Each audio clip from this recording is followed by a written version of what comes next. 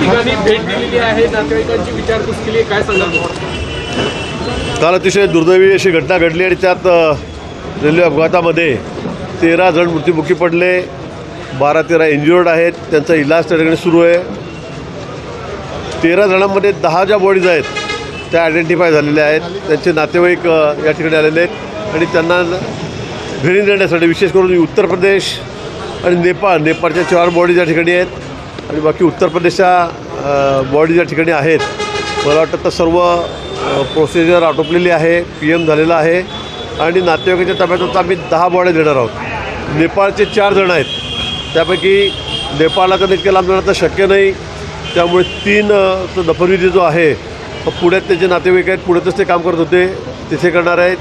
एकाचे नातेवाईक भिवंडीमध्ये आहेत, ती डेड बॉडी आम्ही भिवंडीमध्ये पाठवतो आहे आणि असे सगळे 10 लोक आता या ठिकाणी तात्काळ 1 तासाभरामध्ये त्या ठिकाणून जातील. जखमी जे आहेत त्यांच्यावर या ठिकाणी इलाज चाललेले आहेत. फार कुठे त्याच्यामध्ये सिरियस आहे असं नाही आहे. त्यांचं सर्वांचं CT स्कॅन झालेलं आहे, काही MRI झालेलं आहे, सोनोग्राफी झालेली आहे, एक्सरे झालेले आहेत. त्यात फ्रॅक्चर जास्त आहेत पण गंभीर कोणी नाही आहे. शासनाच्या वतीने सर्व मदत त्या ठिकाणी केली जाते. नातेवाईकांची राहण्याची जेवणाखाण्याची व्यवस्था आम्ही त्या ठिकाणी केलेली आहे. जखमी आहेत त्याचे सगळं जो खर्च आहे जखमींचा, औषधाचा, ऑपरेशनचा, शस्त्रक्रियेचा, तो सगळं शासनाच्या वतीने केला जाणार आहे. मृत जे आहेत त्यांच्या नातेवाईकांना मुख्यमंत्री महोदयांनी कालच 5 लाख रुपये या ठिकाणी जाहीर केलेले आहेत.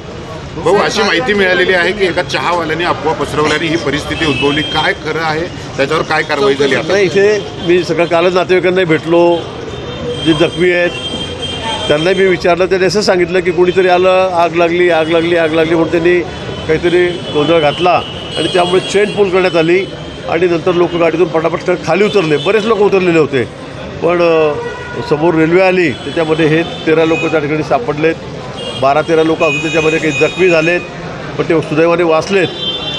म्हणजे इतके लोक खाली होते, मला लोक सांगत होते की मोठा अनर्थ झाला असता, अजून या कॅज्युलिटी वाढल्या असत्यात, पण सुदैवाने मी असं म्हणेल की तो आकडा 13 वर्ष त्या ठिकाणी थांबलेला आहे. सुदैवानेच आपण म्हणू. पण या ठिकाणी तात्काळ प्रशासन धावून गेलं, गावकरी धावून गेलेत, आमचे कार्यकर्ते धावून गेलेत आणि तात्काळ जखमींना आम्ही हॉस्पिटलमध्ये पाचोऱ्याला हलवलं. मी सुद्धा एक 50 मिनिटामध्येच त्या ठिकाणी 65 किलोमीटरचं अंतर पार करून त्या ठिकाणी पोहोचलो आणि आता जे जखमी आहेत ते सर्व व्यवस्थित आहेत, त्याची सगळी व्यवस्था आम्ही करतो. कोणते मृतदेह कुठे पाठवले जाणार आहेत? नेपाळला पाठवले जाणार आहेत का मृतदेह? मी त्या सांगितलं 4 जणांच्यामध्ये जे मृत्यू पावले आहेत ते नेपाळचे आहेत, पण त्याचे नातेवाईक पुण्यामध्ये काम करत होते.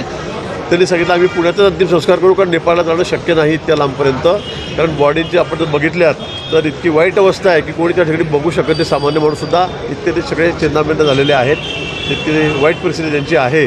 त्यामुळे 3 बॉडीचं फिनरल पुण्यामध्ये होईल जे नेपाळचे आहेत. एक बॉडी जी आहे भिवंडी, नेपाळचे जे आहेत ते भिवंडीवर त्याचे नातेवाईक आहेत, ते भिवंडीला घेऊन जात आहेत आणि बाकी उत्तर प्रदेशचे आहेत त्यांच्यासाठी आम्ही ॲम्ब्युलन्सची व्यवस्था केलेली आहे. आता जे तात्काळ या ठिकाणी निघतील, विशेष करून लखनौ, गोरखपूर या भागातले ते आहेत, त्या ठिकाणी त्यांना पोहोचण्याची व्यवस्था आम्ही केलेली आहे. हां, 3 मृतदेह असे आहेत की त्यांची ओळख अजून पटत नाही आहे. 3 मृतदेहाची ओळख अजून पटेल नाही. आम्ही रेल्वेला त्या दिवशी लगेच इगतपुरीला सुद्धा अनाऊन्स केलं की कोणी तुमच्याकडून सोबतचं नसेल, नातेवाईक नसेल, तुम्ही खाली उतरा, आम्ही तुम्हाला इथे जळगावला आणतो. मी DRMशी बोलले होतो तात्काळ, तशा सूचनाही नाशिकला देण्यात आल्या, त्या बोगीमध्ये इगतपुरीला देण्यात आलेल्या होत्या. पण या ठिकाणी त्याचे नातेवाईक आलेले आहेत, पण अजूनही 3 बॉडी असे आहेत की त्याचे नातेवाईक अजून इथे कोणी आलेले नाही, त्यामुळे ते आयडेंटिफाय झालेले नाहीत. ते आम्ही ठेवून घेतो आता या ठिकाणी कोल्ड स्टोरेजमध्ये. पण मला असं वाटतं की 10 बॉड्या आता आम्ही तात्काळ 1 तासाभरामध्ये इथून रवाना करू. हो, या घटनेमध्ये जे आहेत ते 3 जे आहेत ते मिसिंग असल्याचं सांगितलं जातं आहे. नातेवाईकांना त्यांचा शोधच लागत नाही, नेमकी कुठलीही माहिती पण मिळत नाही नेमक्या 3 जणांची. मला वाटतं आता जेवढा शोध घ्यायचा सकाळपासून पोलीस प्रशासन, आमचं जिल्हाधिकारी आहेत, पोलीस प्रशासन आहे, सगळे घेत आहेत. आमचे हेल्थ डिपार्टमेंट आहे, मेडिकल डिपार्टमेंट, सगळे लोक खूप मेहनत या ठिकाणी घेत आहेत. चांगली व्यवस्था आम्ही सगळ्यांची, जखमींची, त्यांच्या नातेवाईकांची या ठिकाणी केलेली आहे. ट्रेनबरोबर फरफडत गेले लांबपर्यंत असाही धोका होता, तोही आम्ही बघितलेला आहे. काहीचे शरीराचे पाठ, हात, पाय हे सुद्धा वेगळे झालेले आहेत. एखादं डोकंच फक्त सापडलेलं आहे, बाकीचं धड वेगळं झालेलं आहे. अशी अतिशय वाईट परिस्थिती त्या अपघातामध्ये झालेली आहे आणि म्हणून मला असं वाटतं की हा आकडा 13पर्यंतच आहे. आता कोणी मिसप्लेस असेल, कोणी जर इथे आलं तर त्याची आम्ही ओळख पटवून घेऊ. पण मला वाटतं याच्यावर हा आकडा 13च्या वर जाणार नाही, मला असं वाटतं. हो, आता हे जे मृत जे आहे ते उत्तर प्रदेशचे लोक आहेत, काही पुण्या वगैरे जातील, तर हे सर्व मृत जे आहे ते काही रेल्वेने जाणार आहेत का? काही रेल्वेने कोणी जाणार नाही. मी पुन्हा सांगतो की सर्व आम्ही ॲम्ब्युलन्सची जाण्याची व्यवस्था केलेली आहे. उत्तर प्रदेशमध्ये गोरखपूर जिल्ह्यामध्ये आम्ही त्या ठिकाणी बॉडी पाठवतो आहोत.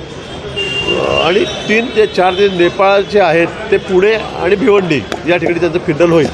जे अनोळखी मृतदेह आहे त्यांचं काही DNA टेस्ट वगैरे करण्याचं प्रोव्हिजन केलं आहे. निश्चित ते केलेलं आहे. त्याचं DNA टेस्ट आम्ही त्या ठिकाणी येणारे जे लोक आहेत, नातेवाईक आहे, ते त्या ठिकाणी त्यांना ओळखतील किंवा DNAसाठी त्यांचाही उपयोग त्या ठिकाणी होईल.